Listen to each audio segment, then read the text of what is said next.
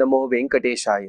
కలియుగ ప్రత్యక్ష దైవమైన శ్రీ శ్రీనివాస పరబ్రహ్మ యొక్క దివ్యానుగ్రహ విశేషం చేత తిరుమల తిరుపతి దేవస్థానం వారు నిర్వహించే అనేక ధార్మిక కార్యక్రమాల్లో భాగంగా ప్రతిరోజు మనం శ్రీమన్ మహాభారత అంతర్గత అరణ్య పర్వలోని విశేషాలను యథామతి తెలుసుకునే ప్రయత్నం చేస్తున్నాము.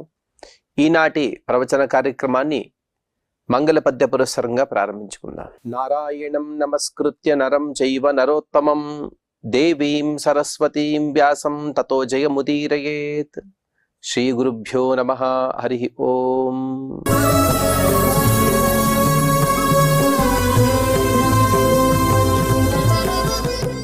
కామ్యకవనంలో ఉండేటువంటి ధర్మరాజ ప్రభుతులు మార్కండేయ మహర్షి ద్వారా ఉపదేశాలను పొందుతూ అందులో ధర్మరాజు అడిగాడు, బ్రాహ్మణుల యొక్క మాహాత్మ్యాన్ని తెలపండి అని. అందుకు ఒక వృత్తాంతాన్ని కూడా మార్కండేయ మహర్షి గారు గద్య రూపంలో చెబుతూ ఉన్నారు. పూర్వకాలంలో ఇక్ష్వాకు వంశంలో పరీక్షిత్ అనే మహారాజు గారు అతను వేటకు వెళ్ళిన సందర్భంలో ఒక స్త్రీని వివాహం చేసుకున్నాడు. ఆ స్త్రీ తన ఒక నియమం పెట్టింది, అనగా ఒక షరతు. అదేమిటంటే, నాకు ఎప్పటికి కూడా నీవు నీటిని చూపించకూడదు, జలం యొక్క దర్శనం అయితే నేను వెళ్ళిపోతాను అనేట్టుగా తను ఒక నియమానుసారంగా వివాహం చేసుకుని వీరిద్దరు కూడా సుఖంగా ఉండే ఒక సందర్భంలో వీరిద్దరు కూడా ఒక కొలనులో ఒక సరోవరంలోకి దిగారు. ఆవిడ అక్కడే మాయమైపోయింది. అక్కడ రాజుగారు నీటిలో ఉండేటువంటి మండూకాలే అనగా కప్పలే తన భార్యను భక్షించాయి అనే ఒక ఆలోచనతో ప్రపంచంలో ఉండేటువంటి కప్పలన్నిటిని కూడా సంహరించండి అని ఆజ్ఞాపించాడు. అలాగే మృతమండూకాలను ఎవరైతే తీసుకొస్తారో వారికి బహుమానాలను కూడా నేను విరివిగా ఇస్తానని ప్రకటించాడు. తదుపరి కప్పలన్నీ కూడా తమ రాజుకు శరణు కోరగా మండూకాల యొక్క రాజు ఒక మునివేషంలో వచ్చి రాజుగారిని దర్శించి చెబుతూ ఉన్నాడు, నాయనా ఆ విధంగా చేయవద్దు, మహారాజును క్రోధవశం గమః. అలా క్రోధంతో వెళుతూ అన్ని కప్పలను కూడా సంహరించడం సరి అయింది కాదు. అందుకు ఒక ధర్మశాస్త్రం యొక్క వాక్యాన్ని కూడా చెబుతున్నాడు. మా మండూకాన్ జిఘాంసత్వం కోపం సంధారయాచ్యుత ప్రతీక్షీయతే ధనోద్రేకో జనానాం అవిజానతాం. ఓ రాజాధిరాజా అని పొగుడుతూ ఉన్నాడు. మీరు మండూకాలన్నీ కూడా సంహరించాలి అని అనుకోవడం సరి అయిన పని కాదు. అలాగే ఆ మండూకాలను సంహరించాలి. ఒకవైపు కోపం, ఎలాగైనా సరే మొత్తం కప్పలన్నిటిని కూడా సంహరించాలని, ఇంకొక వైపు బాధ, తన భార్య కనబడటం లేదని. ఈ బాధని అలాగే కోపాన్ని రెండింటిని కూడా నిగ్రహించుకోండి. ఎందుకంటే ఈ రెండు విషయాల వలన, అనగా బాధ మరియు కోపం, ఈ రెండిటి వలన మీరు అవివేకాన్ని పొందుతారు. అవివేకంతో ఏ పనులు చేసినా కూడా మీ దగ్గర ఉన్నటువంటి సంపదలన్నీ కూడా నశించిపోతాయి. ప్రతీక్షీయతే ధనోద్రేకో జనానాం అవిజానతాం. ఏమి చెయ్యాలో తెలియని సందర్భంలో అసంబద్ధమైనటువంటి నిర్ణయాలు తీసుకొని ప్రజలందరూ కూడా నశించే గొప్ప పరిస్థితి వస్తుందయ్యా. ఎన్నో ఆపదలు వస్తాయి. అందుకోసం అటువంటి సందర్భంలో మనం ఎంతో వివేచనతో, ఆలోచనతో పెద్దల మాటలు వింటూ ఎవరి కూడా ఎటువంటి హానిని చేయని పనులు మనం చేయవలసి ఉంటుంది. అలాగే ప్రతిజానీహినైతం స్వం ప్రాప్య క్రోధం విమోక్ష్యసి అలంకృత్వా తవా ధర్మం మండూకై కిం హతైర్హితే. అలాగే నేను మునివేషంలో వచ్చాను, మునివేషంలో వచ్చిన నా దగ్గర మీరు ఒక ప్రతిజ్ఞ చేయాలి. అదేమిటంటే, మీ ఎదురుగా ఎన్ని కప్పలు అనగా మండూకాలు వచ్చినా కూడా మీకు ఆగ్రహం రాకూడదు, అలా ఓ ప్రతిజ్ఞ చేయండి. ఇటువంటి అధర్మ సంబద్ధమైనటువంటి కార్యం చేస్తున్నారు కదా, దీనివల్ల ఏమైనా శుభ ఫలితం ఉన్నదా? ఏమీ లేదు. దీనివల్ల ఎటువంటి లాభం లేదు, ఇంకా నష్టమే. నీరు ఉంటేనే అందులో జలచరాలు ఉండాలి. జలచరాలు ఎంత ఉంటే ఆ నీరు అంత శుద్ధంగా ఉంటుంది. అందులో కూడా కప్పలు ఇటువంటివి కూడా సర్పాలకు ఆహారం. అలాగే కప్పలు కూడా చిన్న చిన్న సూక్ష్మ క్రిములను తినివేస్తూ నీటిని శుభ్రపరుస్తాయి. కాబట్టి వాటిని సంహరించడం వలన మీకు లాభం లేదు, ఇంకా నష్టమే ఉంటుంది. అందుకోసం ఎలాగైనా సరే మీరేదైతే సంకల్పం చేశారో దాన్ని వెనక్కి తీసుకోండి, మండూకాలను సంహరించవద్దు. తమేవం వాదినం ఇష్టజన శోక పరీతాత్మ రాజాథోవాచ. ఈ విధంగా మండూకరాజు మాట్లాడుతూ ఉంటే తన భార్యను పోగొట్టుకున్నటువంటి ఆ పరీక్షిత్ మహారాజు ఈ విధంగా మాట్లాడుతూ ఉన్నాడు. నహి క్షమ్యతే తన్మయా హనిష్యామ్యేతానేతైః దురాత్మభిః ప్రియామే భక్షితా సర్వథైవ మే వధ్యా మండూకానర్హసి విద్వన్ మాం ఉపరుద్మితి. మీరు ఎంతైనా చెప్పండి, ఓ మునీశ్వర, నేను మండూకాలను క్షమించను, వాటిని సంహరిస్తాను. ఇవన్నీ కూడా చాలా చెడ్డవైనటువంటి మండూకాలు, దీనివల్ల ఎటువంటి లాభం లేదు. ఎందుకంటే ఇక్కడ నా భార్యను భక్షించాయి, అదేవిధంగా ఎందరిని ఎంత హింసించాయో తెలియదు కదా. అటువంటి నా భార్యను, నా ప్రియతమైనటువంటి భార్యని అదృశ్యం చేసినటువంటి ఈ మండూకాలన్నింటిని కూడా నాశనం చేస్తాను. నన్ను మీరు ఆపవద్దు.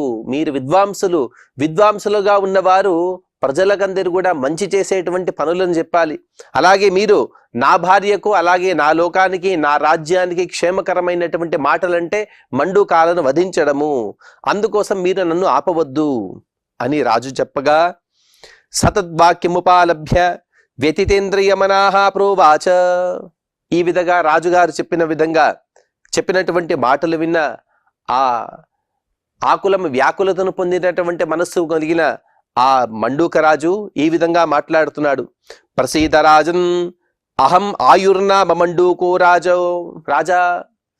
అయ్యా, నేనెవరనుకుంటున్నారు? మునివేషంలో మీ దగ్గరికి వచ్చాను, కానీ నా పేరు ఆయువు అని. ఆయువు అంటే నేను మండూకాలు అనగా కప్పల యొక్క రాజ్యానికి రాజుని, నేను మండూక రాజుని. మమసా దుహిత సుశోభనా నామ.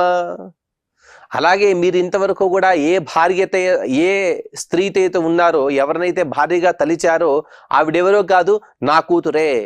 ఆవిడ పేరు సుశోభన అని, చాలా సౌందర్యవతి.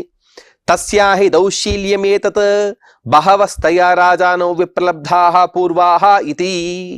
చూడండి, ఆయు అనే కప్పల రాజు చెబుతున్నాడు, ఈవిడ ఎంత చెడ్డది అంటే నిన్నే విధంగా అయితే ఇక్కడ మోసం చేసిందో, ఇలాగే ఇతపూర్వం కూడా ఎంతో మందిని పూర్వం మోసం చేసింది. ఈవిడ మోసగత్తే, ఈవిడని నమ్మవద్దు మీరు. తమబ్రవీత్ రాజా తయా సమర్థి సామేతి యతామితి. రాజుకి ఒకవైపు ఆనందం, నాకు మామగారు దొరికారంటే ఇంకా ఆవిడ ఎక్కడుందో అనే సూచన ఇతను ఇవ్వగలడు కాబట్టి ఆనందంతో రాజుగారు చెబుతున్నారు. సరే, అలాగైతే మీ కుమార్తెను నాకు సమర్పించండి, నాకు ఇచ్చి వివాహం చేయండి అని రాజుగారు అడగా, అథైనాం రాజ్ఞే పితాదాబ్రవీత్ ఏనం రాజానం శుశ్రూష స్వేతి. వెంటనే తన కుమార్తెను పిలిచారు. ఆ ఆయు అనే మండూక రాజు పిలిచి ఆ సుశోభనకు ఆజ్ఞాపిస్తూ ఉన్నాడు, అదిగో ఇప్పటి నుండి నీవు అన్ని మోసాలను వదిలివేసి మన మండూకాల యొక్క సంక్షేమం కోసం వెంటనే ఈ పరీక్షిన్ మహారాజుని నీవు వివాహం చేసుకోవాలి, ఇతన్ని నీవు సేవించాలి, ఇతని దగ్గరే ఉండాలి. సయేవ ముక్త్వా దుహితరం క్రుద్ధశ్చ శాప. ఒకవైపు తన కుమార్తెనిచ్చి వివాహం చేశాడు. కాసేపు అయిన తర్వాత అతనికి తెలిసి వచ్చింది, ఈవిడ చేసేటువంటి మోసపు పనులు, ఇంతవరకు కూడా ఎంతో మంది రాజులను వంచడం, అదంతా కూడా గుర్తుకు వచ్చి వెంటనే తను శపిస్తూ ఉన్నాడు తన కుమార్తెని. అంటే కోపం వచ్చిన వారు తన కోపాన్ని నిగ్రహించుకోవాలి. కానీ తన కుమార్తె అయినా, తన కుమారుడైనా, తన భార్య అయినా, ఎవరైనా సరే అధర్మబద్ధమైనటువంటి పనులు చేస్తే వారిని ఖచ్చితంగా శిక్షించాలి. ఆ శిక్ష లేకపోతే అందరూ కూడా తప్పులు చేస్తూనే పోతూ ఉంటారు. సంబంధాలు వేరు, అలాగే శిక్షలు స్మృతులు ఇవన్నీ కూడా వేరు. శిక్షలు స్మృతులు అలాగే మన సంవిధానం ఇదంతా కూడా సంబంధాల కన్నా గొప్పదైనది, దానికి అతీతమైనది. అందుకోసమే సంవిధానంలో వచ్చేటప్పటికీ ఎటువంటి బాంధవ్యాలను చూడకూడదు అని కూడా చెబుతూ ఉంటారు. అందుకోసమే ఆ మండూక రాజు శాపమిస్తున్నాడు. యస్మాత్వయా రాజాను విప్లబ్ధా బహవః తస్మాత్ అబ్రహ్మణ్యాని తవాపత్యాని భవిష్యంతి అనృతికత్వా తవేతి అని శపిస్తూ ఉన్నాడు ఆ మండూకరాజు. ఎందుకు, ఏ కారణం చేత నీవు అనేక రాజులను వంచావో, విప్రలబ్ధాః వారు మోసపోయారు నీ వలన. అందుకోసం నీకు శాపం ఇస్తే సరిపోదు, ఆ బాధ నీవు పడితే నీవెలా పడాలంటే ఏదో నీ దేహానికి ఏదో రోగం రావాలి, దాని వలన నీకు పెద్దగా బాధ కలగదు. కానీ నీ సంతానానికి ఎంత ఇబ్బంది అయితే అప్పుడు తెలిసి వస్తుంది ఆ బాధ ఏమనేది. అంటే నిన్ను కుమార్తెగా పొంది నీవు చేసేటువంటి మోసపు పనులతో నేను ఏ విధంగా అయితే బాధపడుతూ ఉన్నానో, అదే విధంగా నీ సంతానం కూడా ఎప్పుడైనా తప్పులు చేస్తే అప్పుడు కానీ నీకు తెలిసి రాదు ఆ బాధ ఎటువంటిదో. అందుకోసం నీ కుమారులందరూ కూడా బ్రాహ్మణుల యొక్క విరోధులు అవుతారు. బ్రాహ్మణ యొక్క విరోధాన్ని పొంది వారు అసత్యవచనాలు, ఇటువంటి దుర్గుణాలు పొందిన వారై ఆ బ్రాహ్మణుల యొక్క శాపం వలన ఎన్నో దుఃఖాలను అనుభవిస్తారు, అప్పుడు గాని నీకు విషయం తెలిసి రాదు అని తను శపించాడు. ఈ విధంగా శాపాన్ని పొందిన తర్వాత సచరాజా తాముపలభ్య తాం సురత గుణ నిబద్ధ హృదయో లోకత్రయేశ్వర్యం ఇవ ఉపలభ్య హర్షేణ బాష్పకలయ వాచా ప్రణిపత్య అభిపూజ్య మండూకరాజబ్రవీత్ అనుగ్రహీతోస్మీతి. చూడండి, ఆ రాజు కూడా ఎంత మోహాన్ని పొందాడు. తన భార్య ఎంతమందిని మోసం చేసినా కూడా తన భార్యగా వచ్చింది కాబట్టి ఇక ఆవిడను రక్షించడం తన ధర్మం కాబట్టి ఆవిడ యందు మాత్రమే అనురక్తుడై ఆవిడతోనే సాంసారికమైనటువంటి సుఖాలను పొందుతూ ఉన్నాడు. ఆ సుశోభన అనే మండూకరాజు యొక్క కుమార్తెతో. వెంటనే ఇంతవరకు కూడా ఆవిడ లభించలేదు. ఎంతో బాధపడ్డాడు, ఎన్నెన్నో పనులు చేశాడు. అనగా మండూకాలను వధించమని చెప్పాడు, వెతకమని చెప్పాడు, స్వయంగా తను కూడా వెతికాడు. ఎప్పుడైతే తన భార్య తనకు దొరికినదో 3 లోకాలు కూడా తన చేతిలో వచ్చినంతగా ఆనందపడుతూ ఉన్నాడు. ఆనందపడుతూ అక్కడున్న వారికి విరివిగా వారికి అనేక కానుకలు ఇచ్చాడు. అతను ఇక తన మామగారైనటువంటి మండూకరాజు అనగా ఆయువు అనే వారికి నమస్కరించి వారిని పూజించి మీ వలన నేను ధన్యుడయ్యాను అని నమస్కరించాడు. సచమండూకరాజో దుహితరం అనుజ్ఞాప్య యథాగతమగచ్చత. ఇక ఆ మండూకరాజు కూడా ఆయువు గారు కూడా తన కుమార్తెకు హితవచనాలు పలికి ఇకపైన ఎవరిని మోసం చేయవద్దు, ఈ పరీక్షిత్ రాజు గొప్పవాడు, ఇతనే నువ్వు సేవించు, ఇతని దగ్గర మాత్రమే ఉండాలి అని హితవచనాలు పలికి తన దారిని తను వెళ్ళిపోయాడు. అథ కస్యచిత్ కాలస్య తస్యాం కుమారస్త్రయస్తస్య రాజ్ఞస్సంబభూవుః. వారి యందు అనగా ఈ పరీక్షిత్ రాజు అలాగే మండూకరాజు కుమార్తె అయినటువంటి సుశోభన, వీరిద్దరి కూడా 3 కుమారులు పుట్టారు. శలో దలో బలశ్చేతి 3 పేర్లు, శలుడు దలుడు బలుడు అని 3 పేర్లు పెట్టారు వారికి. తతస్తేషాం జ్యేష్ఠం శలం సమయే పితా రాజ్యే అభిషిచ్య తపసి ధృతాత్మా వనం జగామ. ఇక పరీక్షిత్ మహారాజు కూడా తనకు వలి ఫలితమాత్మనః అని చెబుతారు. అనగా తనకు తెల్ల వెంట్రుకలు రావడం గాని లేకపోతే తన పౌత్రుల యొక్క దర్శనం కావడం వల్ల గాని వెంటనే ఆ కాలంలో వారు వానప్రస్థానికి వెళ్ళేవారు. ఈ పరీక్షిత్ రాజు కూడా తనకు యోగ్యమైనటువంటి కాలాన్ని వచ్చింది తెలుసుకున్నవాడై తను తన జ్యేష్ఠ కుమారుడైనటువంటి శలుడికి రాజ్యాన్ని అప్పజెప్పి అతన్ని రాజుగా చేసి తను ఇంద్రియ నిగ్రహంతో కూడుకున్న వాడై తను వనాలకు వెళ్ళిపోయాడు.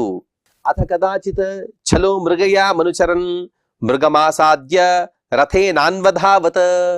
ఒకసారి ఈ శలుడు కూడా ఒకసారి వేటకు వెళ్ళాడు. వేటకు వెళ్ళి ఒక మృగం వెనక వెళుతూ రథం పైన తను వేగంగా వెళుతున్నాడు. సూతం చోవాచ శీఘ్రం మాం వహస్వేతి సతథోక్త సూతో రాజానమబ్రవీత్.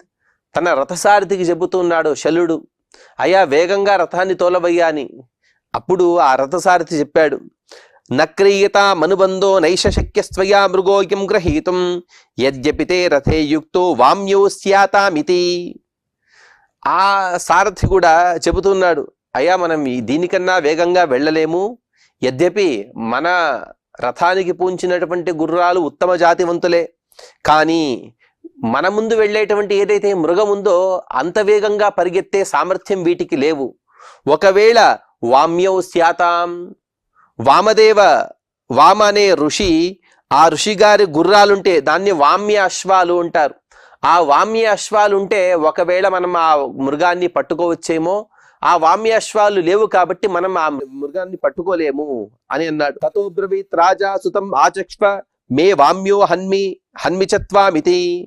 వెంటనే రాజు ఆజ్ఞాపిస్తున్నాడు సారథితో, ఎంత మాట అన్నావు, అలాగైతే వెంటనే ఆ వామ్య అశ్వాలు నాకు కావాలి, లేకపోతే నేను సంహరిస్తాను, ఎక్కడున్నాయి చెప్పమని రాజు ఆజ్ఞాపించాడు.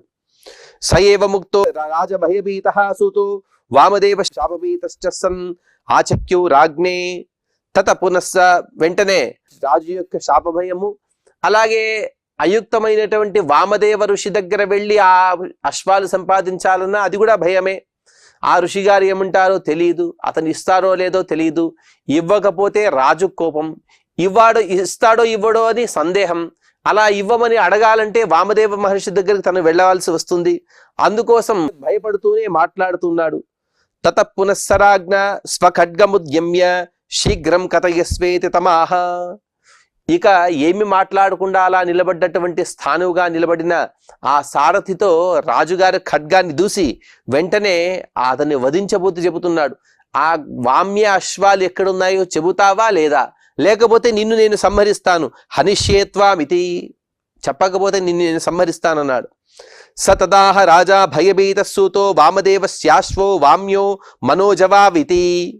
వెంటనే ఇక ఉన్న వృత్తాంతాన్ని చెప్పకపోతే వెంటనే తను సంహరింపబడతాడు కాబట్టి అతనికి శరణాగతుడై అయ్యా నన్ను చంపవద్దు అని పాదాక్రాంతుడై వామదేవ మహర్షి గారి దగ్గర 2 గుర్రాలున్నాయి. అవి మనోజవాలు, అనగా మనస్సు కన్నా వేగంగా పరిగెత్తేటువంటి గుర్రాలవి. అథైనమేవం బ్రువాణబ్రవీత్ రాజా వామదేవాశ్రమం ప్రయాహీతి. అలాగే రాజుగారు అన్నారు, అవునా, అంతటి వేగమైనటువంటి గుర్రాలు ఎక్కడైతే ఏ వామదేవ మహర్షి దగ్గరికి అయితే ఉన్నాయో వెంటనే మన రథాన్ని అక్కడికి పోనివ్వు. సగత్వా వామదేవాశ్రమం తం ఋషిమబ్రవీత్. వెంటనే ఆ సారథి కూడా అతన్ని అక్కడికి తీసుకువెళ్ళాడు. తీసుకువెళ్ళిన తర్వాత అక్కడ ఆ ఋషి దగ్గర అనేక మాటలు, ఉభయ కుశలోపరి మాటలు జరిగిన తర్వాత ఈ శల చక్రవర్తి తను వామదేవ మహర్షి దగ్గర మాట్లాడుతున్నాడు. భగవన్ మృగోమే విద్ధ పలాయితే సంభావితుమర్హసి. అయ్యా స్వామి వామదేవ మహర్షి, నేను వేట కోసం వెళ్ళాను. వేట కోసం వెళ్ళి నా బాణాలను ప్రయోగించాను. గాయపడ్డట్టి మృగం నన్ను తప్పించుకుని అలా వెళ్ళిపోయింది. దాన్ని నేను పట్టుకోవాలి. వామ్యో దాతుమితి, మీరు మీ వామ్య అశ్వాలు ఏవైతే ఉన్నాయో వాటిని నాకు ఇవ్వండి, నా యందు దయ చూపండి. తమబ్రవీత్ ఋషి దదానితే వామ్యో కృతకార్యేణ భవత మమైవ వామ్యో నిర్యాతో క్షిప్రమితి. వామదేవ మహర్షి గారు కూడా ఎక్కువ వాదన లేకుండా, అలాగేనయ్యా రాజుగా నీవు అంతగా వచ్చి అడిగే సందర్భంలో నేను ఇవ్వకపోతానా అని నీకు అశ్వానిస్తాను. కానీ ఒక నియమం, అదేమిటంటే నీ పనంతా అయిన తర్వాత వెంటనే రాజ్యాన్ని కూడా వెళ్ళకూడదు.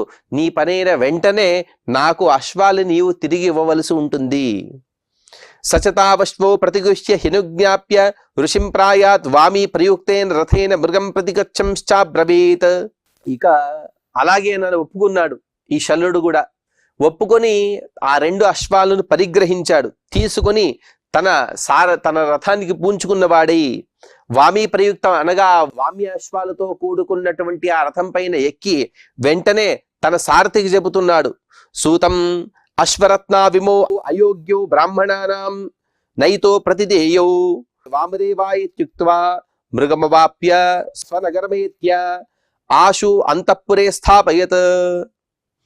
వెంటనే వేటకు వెళ్ళాడు. ఏ మృగమైతే తన చేత తప్పించుకుందో ఆ మృగాన్ని ఇక్కడి నుండి అక్కడికి అంత వేగంతో వెళ్ళిపోయాడు.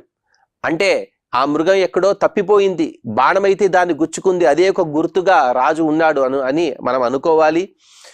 ఏ మార్గంతో అయితే తను వచ్చాడో మళ్ళీ అదే మార్గానికి వెళ్ళి ఆ సారథి యొక్క దిక్సూచితో వెళ్ళి అక్కడ ఆ మృగాన్ని పట్టుకున్నాడు. ఆ మృగాన్ని వధించి తన రాజ్యానికి వెళ్ళిపోయాడు. మధ్యలో సారథి గుర్తు చేస్తున్నాడు, అయ్యా మనం ఈ అశ్వాలని మళ్ళీ వామదేవ మహర్షి గారికి ఇవ్వాలి అని ఎంత చెప్పినా కూడా తను వినకుండా మనోజవాలు, మనస్సు కన్నా వేగంగా పరిగెత్తేటువంటి గుర్రాలను తీసుకుని తన అంతఃపురంలోనే ఉంచేసుకున్నాడు. అతర్షిశ్చింతయామాస తరుణో రాజపుత్ర. ఇక ఇటువైపు వామదేవ మహర్షి గారు ఆలోచిస్తున్నారు. తరుణుడు రాజపుత్రుడు కళ్యాణం వ్రతమాసాద్య రమతేన ప్రతినిర్యాతయత్యహో కష్టమితి. ఎంత కష్టం వచ్చింది నాకు. తను ఏదో పని కోసం నా దగ్గర 2 వామ్య అశ్వాలను కోరాడు, మళ్ళీ తిరిగి ఇవ్వాలి నేను ఒక నియమం పెట్టినా కూడా ఆ నియమాన్ని ఉల్లంఘించి తను మాత్రం ఆ అశ్వాలను అలాగే తీసుకు వెళ్ళాడు కదా. ఎంతో ప్రేమగా పెంచుకున్నటువంటి నా అశ్వాలు నా దగ్గర లేకపోతే ఎంతో కష్టంగా ఉంటుంది కదా. సమనసా విచింత్య మాసి పూర్ణే శిష్యమబ్రవీత్. ఈ విధంగా ఇప్పుడు వస్తాయి, రేపు వస్తాయి వామ్యాశ్వాలు, రేపు తీసుకొస్తాడు అని 1 మాసం వరకు ఎదురు చూశారు ఆ వామదేవ మహర్షి గారు. ఒక మాసకాలం జరిగినా కూడా ఆ శలుడు రాలేదు, వామ్య అశ్వాలను తిరిగి ఇవ్వలేదు. వెంటనే తన శిష్యుడిని పిలిచారు వామదేవ మహర్షి గారు. పిలిచి అతనికి చెప్పారు, గచ్చ ఆత్రేయ రాజానం బ్రూహి. అతని పేరు ఆత్రేయుడని. ఆ వామదేవ మహర్షి శిష్యుడైన వాడు ఆత్రేయుడు. అతనికి చెబుతున్నారు, నువ్వు శల్యుడి దగ్గరికి వెళ్ళు, అతనికి నా మాటగా చెప్పు. ఇది పర్యాప్తం నిర్యాతం ఉపాధ్యాయ వామ్యో వితి. ఇక ఓ రాజా, మీరు ఈ విధంగా వచ్చి మా గురువు గారి దగ్గర 2 వామ్య అశ్వాలు తీసుకున్నారు, వాటి పని అయి ఉంటే మాకు అప్పజెప్పవలెను అని అతని ద్వారా సందేశాన్ని పంపారు. సగత్వైవం తం రాజానబ్రవీత్. ఆ ఆత్రేయుడు కూడా అలాగే వెళ్ళి రాజుగారి దగ్గరికి చెప్పాడు. తం రాజా ప్రత్యువాచ రాజ్ఞమేతద్వాహనం అనర్హా బ్రాహ్మణాః రత్నానాం ఏవం విధానాం కిం బ్రాహ్మణానాం అశ్వైః కార్యం సాధుగమ్యతాం. రాజు కూడా కాస్త పరుషంగా మాట్లాడుతున్నాడు. ఏమిటయ్యా, నీవు సామాన్యంగా ఒక సామాన్యమైన కుటీరంలో ఉండేటువంటి ఒక బాలకుడివి, ఇన్ని మాటలు నీవు మాట్లాడవచ్చా? అసలు రాజ్యంలో ఉండేటువంటి అనర్ఘ్యమైన పదార్థాలు ఏవైతే ఉంటాయో అవన్నీ కూడా రాజు యొక్క అధీనమే. అవి వనంలో ఉండవచ్చు, లేకపోతే భవనాల్లో ఉండవచ్చు, వ్యాపారుల దగ్గర ఉండవచ్చు, ఎక్కడైనా ఉండవచ్చు. రాజు కోరుకుంటే అవన్నీ కూడా రాజు దగ్గరే ఉండవలసినదే. అలాగే ఇటువంటి అశ్వాలను పెట్టుకుని బ్రాహ్మణులైన మీరేం చేస్తారు? ఎందుకంటే మీరు షట్కర్మ నిరతులు కదా. యజ్ఞం చేయడం, యజ్ఞం చేయించడం, అధ్యయనం చేయడం, అధ్యయనం చేయించడం, అలాగే దానం ఇవ్వడం, దానం తీసుకోవడం, ఈ రెండిటిలో ఈ 6 కర్మలలో ఎక్కడా కూడా అశ్వాల యొక్క ప్రసక్తే లేదు. మీకు అశ్వాలతో అవసరం కూడా లేదు. నేను రాజుని, క్షత్రియుడిగా ఉన్న నేను అనేక దేశాలకు తిరగవలసి వస్తుంటుంది, పర్యటనలకు వెళ్తూ ఉంటాను, లేకపోతే యుద్ధాలకు వెళ్తుంటాను. అటువంటి సందర్భంలో ఈ అశ్వాలు నా దగ్గర ఉంటే ఉపయోగకరంగా ఉంటుంది కదా. అందుకోసం నేను ఇవ్వనని చెప్పమని అతన్ని పంపించి వేశాడు. సగత్వైతదుపాధ్యాయాచష్ట. ఆ ఆత్రేయుడు కూడా అలాగే వెళ్ళి తన గురువు గారైనటువంటి వామదేవ మహర్షి గారి దగ్గర జరిగిన వృత్తాంతాన్ని మొత్తాన్ని కూడా చెప్పాడు. తచ్చుత్వా వచనమప్రియం వామదేవః క్రోధపరీతాత్మ స్వయమేవ రాజానం అభిగమ్య అశ్వార్థం చోదయంచ అదదాత్ రాజా నదదాచ్చ రాజా. ఇక తన మాటలు విని ఎంత అడిగినా కూడా ఇవ్వకుండా ఉండేటువంటి ఈ శలుడి దగ్గరికి స్వయంగా వామదేవ మహర్షి గారే బయలుదేరారు. అలాగే వెళుతూ వెళుతూ వారు క్రోధంతో ఊగిపోతూ ఉన్నారు. ఊగిపోతూ రాజుగారి దగ్గరికి వెళ్ళి గట్టిగా అడిగారు. అశ్వార్థం అచోదయంత. నాకు నా అశ్వాలను తిరిగి ఇవ్వమని గట్టిగా చెప్పారు. రాజు నేను ఇవ్వనని చెప్పేశాడు. వామదేవు వాచ ప్రయచ్చ వామ్యో మమ పార్థివ. ఓ రాజా, నా అశ్వాలు నాకు ఇవ్వవయ్యా. త్వం కృతం హితే కార్యం ఆభ్యాం అశక్యం. అలాగే ఈ గుర్రాల వల్ల నీకు అసాధ్యమైనటువంటి కార్యం పూర్తయింది కదా. ఏ నిమిత్తంతో అయితే ఈ అశ్వాల నా దగ్గర నుండి తీసుకున్నావో ఆ పని అయిపోయింది కదా. మాత్వా వధీత్ వరుణో ఘోరపాశైః బ్రహ్మక్షత్రస్యాంతరే వర్తమానం. అలాగే నీవిప్పుడు బ్రాహ్మణ క్షత్రియ వీరిద్దరి మధ్యలో ఉన్నావు. అనగా నీవు క్షత్రియుడివే, కానీ త్వరలోనే నీకు బ్రాహ్మణ శాపం కలగబోతూ ఉన్నది. నీవు అసత్యాన్ని పలికితే ఈ అశ్వాలు నేను వరుణుడి యొక్క ప్రసాదంతో పొందాను. అలాగే వరుణదేవుడే ఈ అశ్వాలను రక్షిస్తూ ఉంటాడు. నీవేదైనా నేను చెప్పిన మాట వినక, అనగా అశ్వాలు నా చేతికి ఇవ్వకుండా నీవు అలాగే నీ దగ్గరే అట్టిపెట్టుకుంటే తద్వారా వరుణునికి ఆగ్రహం వస్తుంది.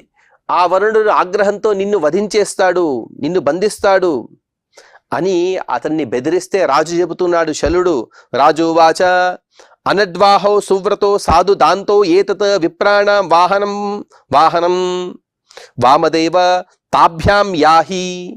ఓ మహర్షి, ఇదిగో బాగా బలిష్టమైనటువంటి, ఎన్ని పనులు చెప్పినా కూడా అన్ని పనులు చేసే స్వభావం కలిగిన, అనగా మంచి పని నేర్పరిగినటువంటి 2 వృషాలు, అనగా 2 ఎద్దులున్నాయి. ఈ 2 ఎద్దులు తీసుకోండి మీరు. వీటి ద్వారా మీరు ఏ పనులనే చేసుకోవచ్చు కదా. బ్రాహ్మణులైనటువంటి మీకు ఇవి వాహనాలుగా సరైన అన్ని కూడా మీకు కావలసిన పనులు చేసి పెడతాయి. అటువంటి వాటిని మీరు పరిగ్రహించండి.